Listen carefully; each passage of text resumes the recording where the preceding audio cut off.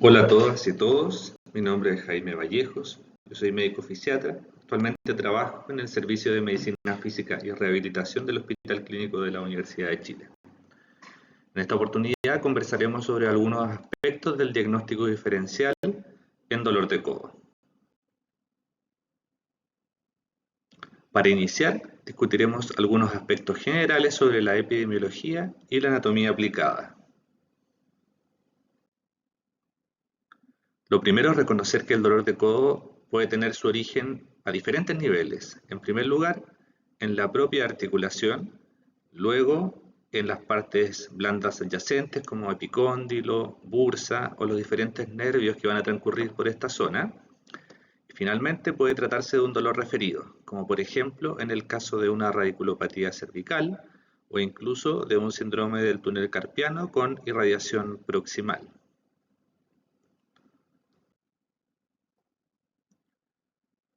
El codo está formado por la articulación de la parte distal del húmero con la región proximal del radio, en particular con la cabeza radial, junto con la ulna. Estas imágenes ilustran las visiones anterior y posterior de esta articulación con sus componentes óseos, ya nombrados. Podemos notar que a nivel posterior, el límite de extensión suele ser un tope óseo dado por el olecranon, y que además por la región posterolateral hay una especie de canal por donde va a transitar el nervio ulnar.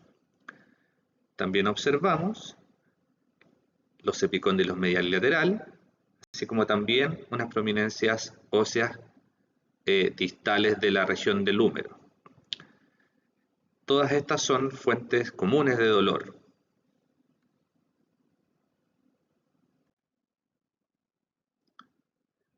Estas imágenes nos sitúan en los planos musculares. En primer lugar, podemos decir que los movimientos de flexo-extensión ocurren a nivel de la articulación húmero-ulnar y se potencian por la acción del bíceps y el braquiorradial y del tríceps respectivamente. El arco normal de movimiento oscila entre una extensión completa de 0 grados y una flexión completa de 135 grados aproximadamente. Por su parte, la supinación-pronación ocurre en la articulación radioulnar proximal y radiohumeral. El bíceps es probablemente el principal supinador, aunque también existen otros, y el pronador redondo es el principal pronador, existiendo otros músculos que también colaboran con este movimiento. El codo rota habitualmente entre 0 y 180 grados. Esta imagen nos muestra también el origen de los músculos que realizan flexión y extensión de la muñeca, correspondientes a los músculos cuyo origen se sitúa en el epicóndilo medial o epitróclea y en el epicóndilo lateral respectivamente.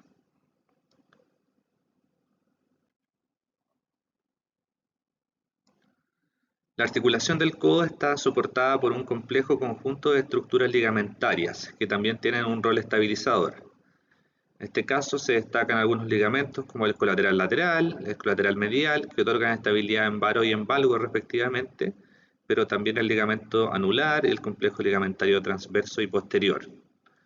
Algunos individuos poseen la habilidad particular de extender su codo más allá de lo normal, condición que a veces se denomina cubitus recurvatus o cubitus recurvatum.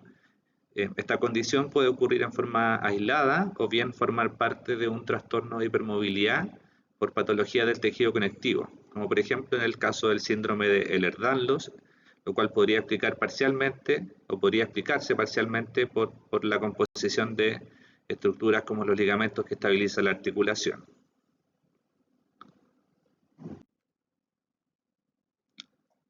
Esta imagen muestra las principales relaciones anatómicas entre las estructuras vasculares y nerviosas de la fosa antecubital. Debemos destacar que el nervio mediano corre en una situación anteromedial respecto a la cápsula articular cercano a la arteria braquial. Por su parte, el nervio radial pasa posterior al húmero y a continuación discurre por la región lateral del antebrazo en relación al músculo braquiorradial. A este nivel también va a dar la rama motora profunda o nervio interóseo posterior. Finalmente, el nervio cruza la articulación del codo por la región posteromedial, discurriendo contiguo a la cápsula articular por el túnel cubital. El nervio cubital luego se hace más profundo a nivel del músculo flexor ulnar del carpo.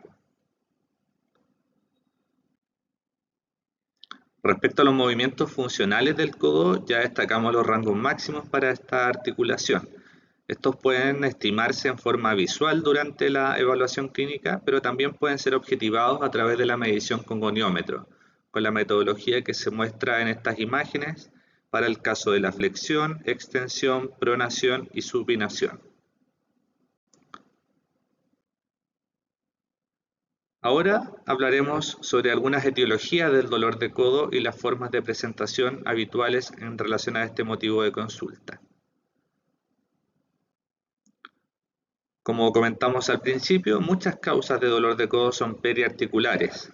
Esto incluye la epicondilitis o epicondilosis, la bursitis y los síndromes de atrapamiento. Por otro lado, existen algunas enfermedades sistémicas que pueden dar compromiso poliarticular en el que el codo esté afectado, como por ejemplo la artritis reumatoide. En este caso es muy importante conocer el contexto clínico del paciente y examinar articulaciones distales de las manos y pies en busca de los signos característicos de esta enfermedad.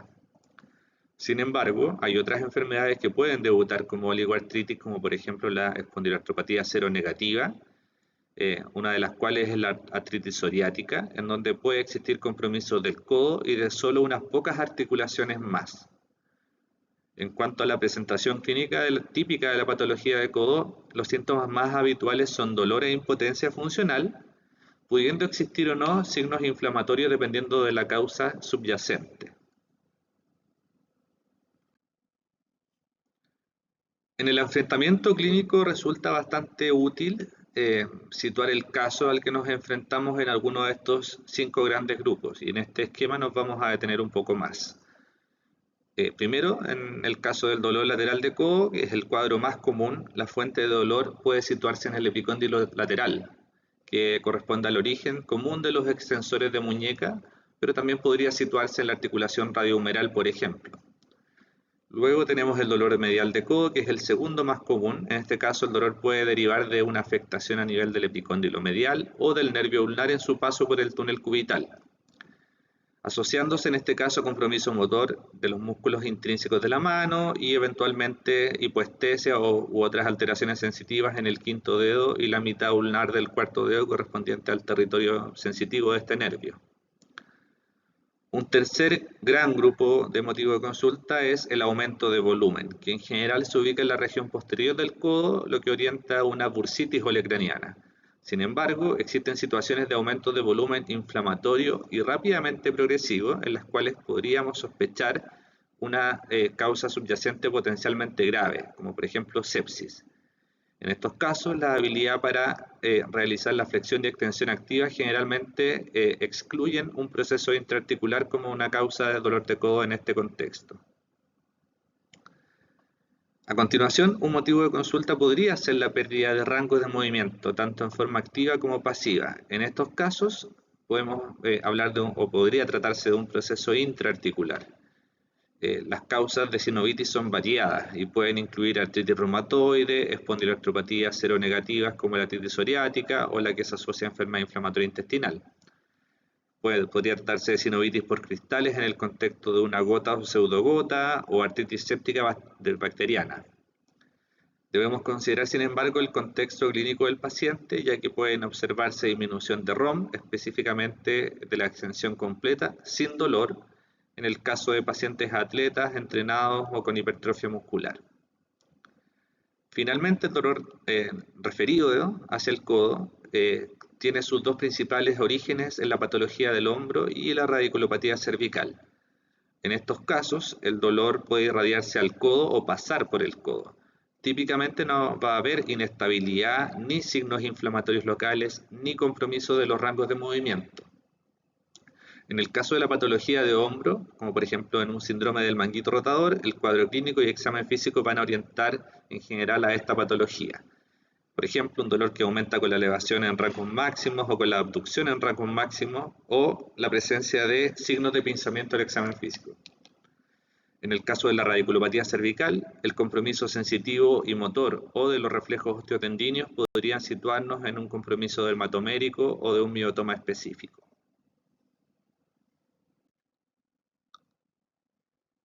Esta diapositiva ilustra las principales causas de dolor lateral de codo.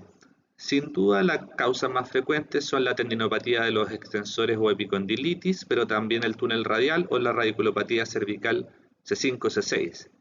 Me parece también importante destacar el síndrome miofacial, dado que es frecuente que una epicondilitis se asocie a un síndrome miofacial con presencia de puntos gatillos en los extensores radiales, corto largo o el extensor común de los dedos. Estos puntos gatillos se pueden manejar en forma conjunta y nos permiten obtener mejores resultados en el manejo analgésico. Por su parte, este cuadro muestra una lista de las causas más habituales de dolor medial de codo. De nuevo, vemos la tendinopatía, en este caso en los flexores, pero también afectación del nervio ulnar. En el caso de compromiso radicular, podríamos situar en un territorio T1, T2, y en el caso del síndrome miofacial, la afectación corresponderá a los diferentes músculos flexopronadores. A continuación, vamos a abordar algunos aspectos generales de la historia clínica en dolor de codo. La entrevista clínica con una historia de la condición actual y su repercusión es fundamental al inicio de la consulta.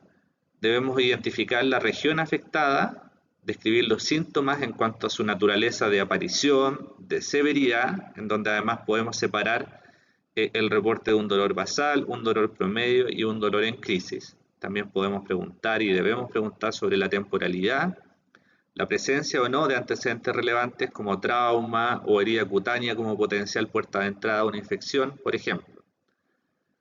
Además, si tomamos como enfoque el modelo de clasificación internacional de funcionamiento, CIF, es importante preguntar sobre limitaciones de la actividad y restricciones de la participación, así como también factores contextuales que puedan estar modulando o afectando el cuadro doloroso.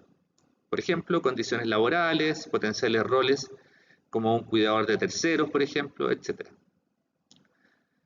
Asimismo, debemos buscar otros síntomas asociados que puedan orientar a causas específicas. Es importante también que conozcamos las terapias realizadas y la historia de medicamentos utilizados previamente para esta afección. Por ejemplo, la presencia de debilidad distal en el agarre de objetos, hipoestesia o parestesia distales podrían orientar a una neuropatía distal, como por ejemplo una neuropatía ulnar. De esta forma, con una entrevista realizada en forma detallada, el examen físico puede plantearse con una orientación específica.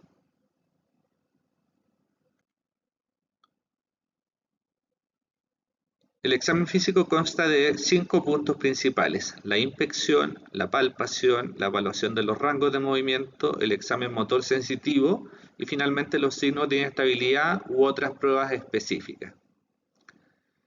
En este caso, este approach sistemático nos permitirá no pasar por alto hallazgos que pueden ser potencialmente relevantes para el diagnóstico diferencial. En el caso de la inspección debemos buscar las siguientes alteraciones: aumento de volumen, por ejemplo, atrofia o hipopigmentación, nódulos como los tofos de la gota o asimetría.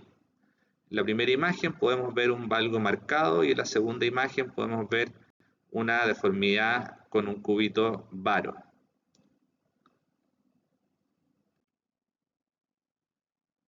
En estas imágenes se ven algunos ejemplos de hipopigmentación, lo que por ejemplo podría ocurrir tras una infiltración con corticoides y la presencia de aumento de volumen posterior. ¿Ya?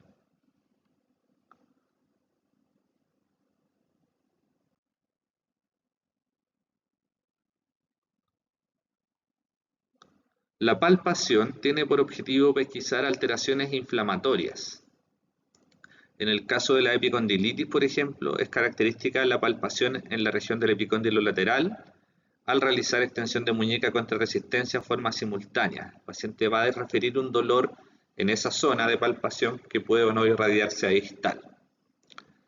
En estos casos también es útil palpar los vientres musculares de los extensores, ya que como comentábamos no es infrecuente encontrar punto gatillo miofacial en los extensores radiales largo y corto y en menor medida en el extensor común de los dedos. Otra estructura palpable es el túnel cubital, donde podríamos tocar o palpar la luxación dinámica del nervio ulnar dada por la salida y entrada de este hacia el túnel cubital con los movimientos de flexo-extensión repetidos.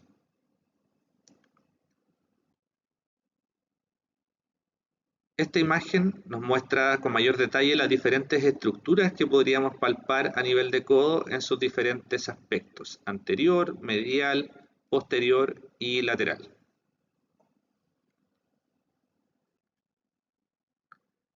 En el caso de la evaluación de los rangos de movimiento, es importante conocer los rangos normales, pero también los rangos funcionales, que es lo que muestra este cuadro. Los rangos funcionales son aquellos que nos permiten el desempeño aceptable en las actividades de la vida diaria, aún no siendo necesariamente normales.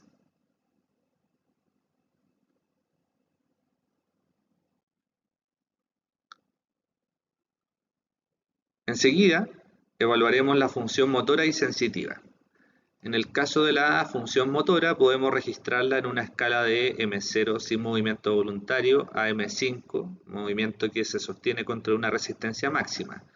Los movimientos a evaluar son la flexoextensión, la extensión, la pronación y la supinación, notando tanto diferencias en la fuerza como también aparición de dolor con estos movimientos.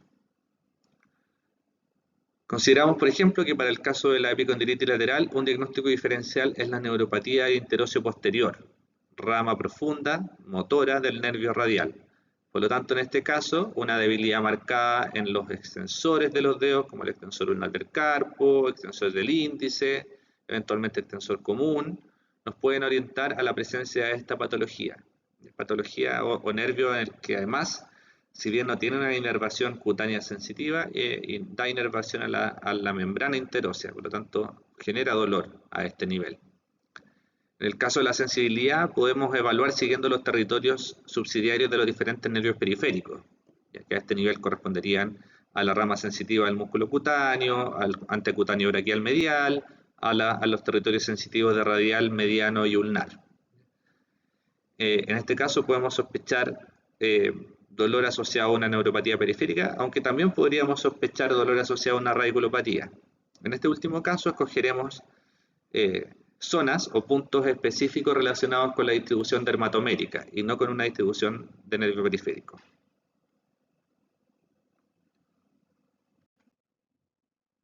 Finalmente, podemos llevar a cabo una evaluación de algunas maniobras especiales, como por ejemplo la búsqueda de estrés en vario y valgo, que tienen por objetivo evaluar signos de inestabilidad secundarios a alteraciones fundamentalmente ligamentarias, como por ejemplo de los complejos ligamentarios colateral lateral y colateral medial.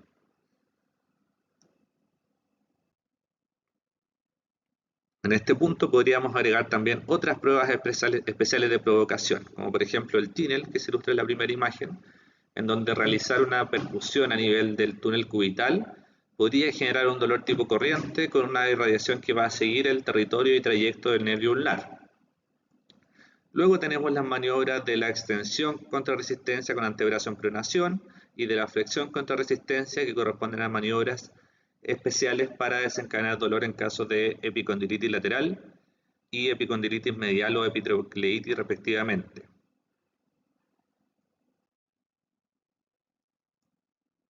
Ahora vamos a discutir muy brevemente sobre la utilidad de los exámenes complementarios en caso del dolor de codo. En primer lugar, la radiografía simple rara vez es necesaria. Esta imagen ilustra la condición normal para una visión anterior y para una proyección lateral con codo en flexión, en donde se logran identificar los principales reparos anatómicos óseos.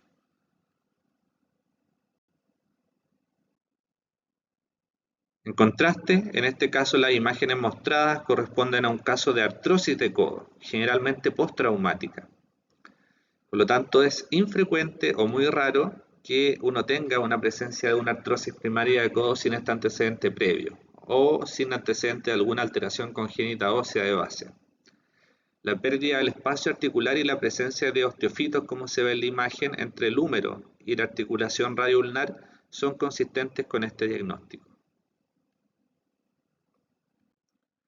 En relación con el uso de la ecografía, muchas condiciones patológicas y lesiones de codo involucran estructuras que son relativamente superficiales, por lo que frecuentemente este examen resulta de utilidad. Debemos decir que la ecografía tiene un buen rendimiento para el diagnóstico de epicondilitis, que de hecho es una de las patologías más comunes de dolor de codo. También este examen permite caracterizar otros tendones principales de la zona y también estructuras vasculonerviosas de interés. Muchas de ellas van pasando a través de la fosa poplitea, como vimos en el apartado de anatomía. Otra condición para la que resulta útil el uso de la ecografía es la bursitis olecraniana. Pero finalmente debemos decir que la ecografía no solo es útil para una finalidad diagnóstica, sino que también como apoyo para la realización de procedimientos como bloqueos de nervio con finalidad analgésica.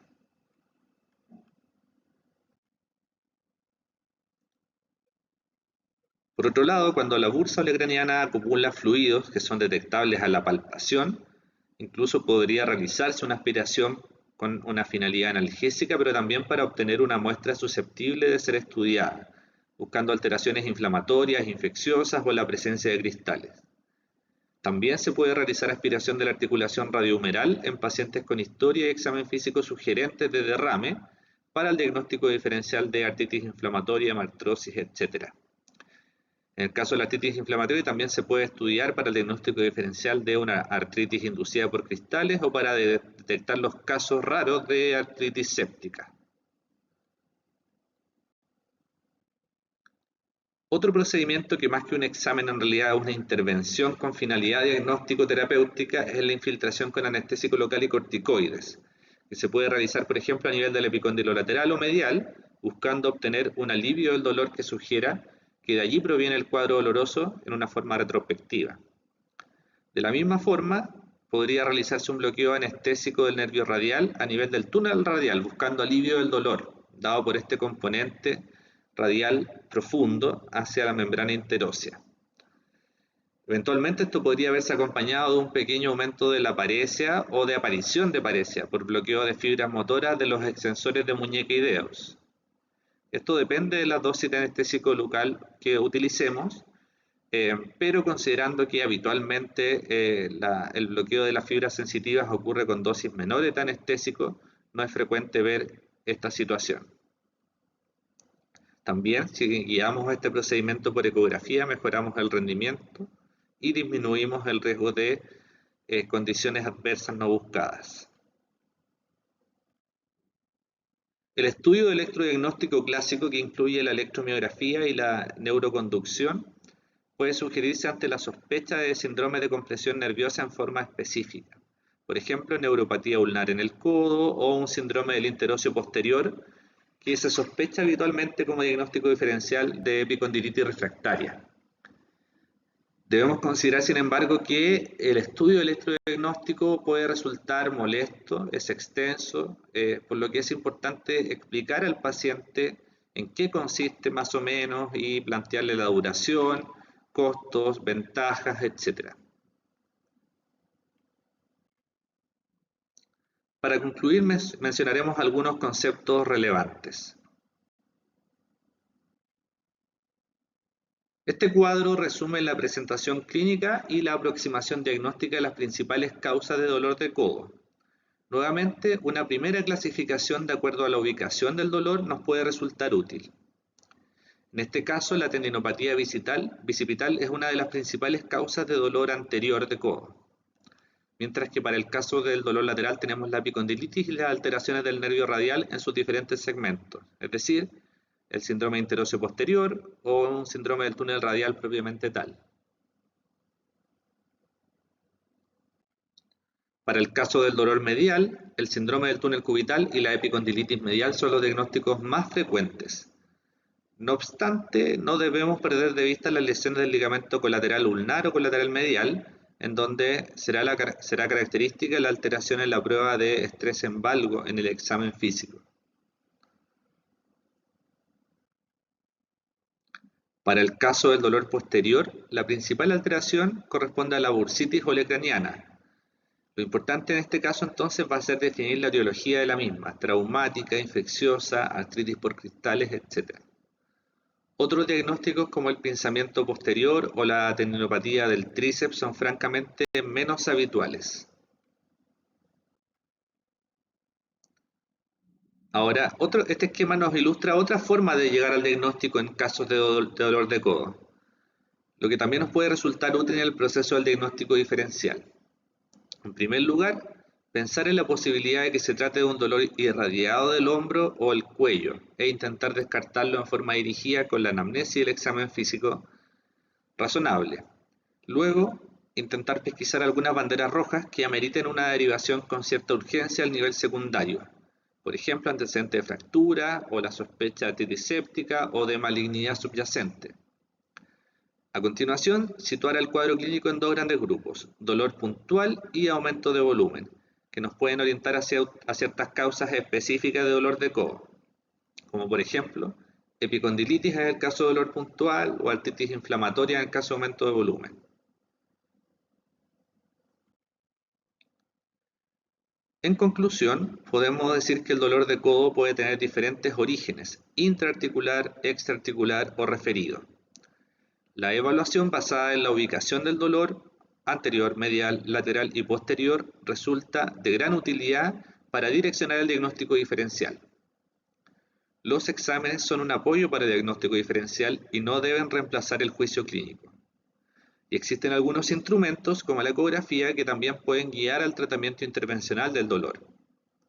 Finalmente, debemos tener presentes ciertas condiciones que podrían pesquisarse en cualquier contexto de atención clínica y que podrían hacer prioritaria una derivación al servicio de urgencias.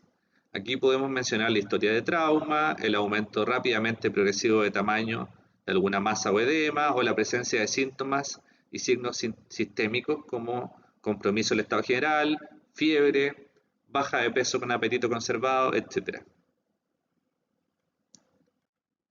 Bien, espero que esta clase haya sido de su interés y muchas gracias por su atención.